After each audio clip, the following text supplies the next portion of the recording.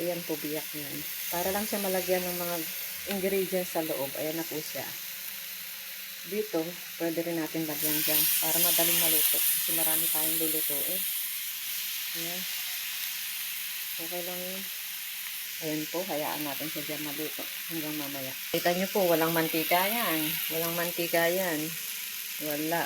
Natin, pinapakita ko sa inyo. Powder, tuyo, suka, powder na bawang. At yun, yung paminta.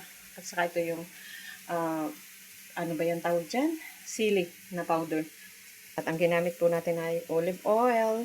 At habang tayo nagluto, kumain tayo nito. Ayan, no, dami. Niluto ko rin yan. Ayan, no, sarap. Puro laman. Sarap. At yung sili na yan, ginawa ko rin. Oh, nakatatlo na ako. Ayan, no, sarap. Nalaglag pa. Sarap. Sarap. Dito, hindi ko siya niluto sa oil.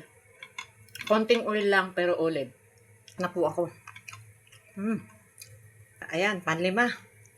Ang lalaki niya. So, ayan ang gusto kong kainin. Chicken pili. Ako na lang nagluto. Bumili ako ng manok. Puro laman. Ayan, kinain ko na. Niluto ko na. At ayan na po ang ating niluluto. Atin nang tignan kung pwede na ba. O, ayan na. Pwede na siya.